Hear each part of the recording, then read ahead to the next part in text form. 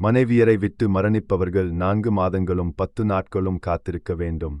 பின்னர் அவர்கள் தங்கள் தவணையை நிறைவு செய்தவுடன் அவர்கள் தங்களை ஏற்றுக்கொள்ளக்கூடிய முறையில் செய்வது உங்கள் மீது குற்றமல்ல. அல்லாஹ் நீங்கள் செய்வதை நன்கு அறிந்தவன். பெண்களுக்கு திருமணத் திட்டம் தொடர்பாக நீங்கள் மறைமுகமாக கூறியதில் உங்கள் மீது எந்த குற்றமும் இல்லை. அல்லது நீங்கள் அதை உங்களுக்குள் மறைத்தால் நீங்கள் அவர்களை நினைவில் கொள்வீர்கள் என்பதை கடவுள் அறிவார். ஆனால் ஏற்றுக்கொள்ளக்கூடிய முறையில் தவிர அவர்களிடம் இரகசிய வாக்குறுதி அளிக்காதீர்கள். மேலும் நிர்ணயிக்கப்பட்ட காலம் முடியும் வரை திருமண ஒப்பந்தத்தில் முடிவு செய்யாதீர்கள். மேலும் அல்லாஹ் உங்களுக்குள் இருப்பதை அறிவான் என்பதை அறிந்து கொள்ளுங்கள். எனவே அவனைப் பற்றி எச்சரிக்கையாக இருங்கள். மேலும் அறிந்து கொள்ளுங்கள், நிச்சயமாக அல்லாஹ் மன்னிப்பவனாகவும் பொறுமையுடையவனாகவும் இருக்கிறான்.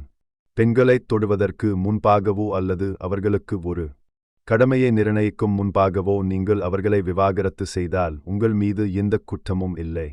ஆனால் செல்வந்தர்கள் தங்கள் வசதிக்கேற்பவும் ஏழைகள் தங்கள் வசதிக்கேற்பவும் ஏற்றுக்கொள்ளத்தக்க வகையில் அவர்களுக்கு வாழ்க்கை துணையாக கொடுங்கள். இது நன்மை செய்பவர்கள் மீது கடமையாகும்.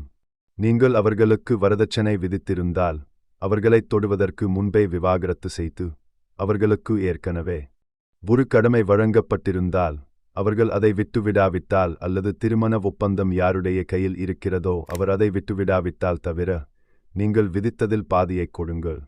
அதை விட்டுவிடுவது நன்மைக்கு மிக நெருக்கமானது. உங்களுக்கிடையில் நன்மையை மறந்து விடாதீர்கள். நிச்சயமாக அல்லாஹ் நீங்கள் செய்வதைப் பார்க்கிறான்.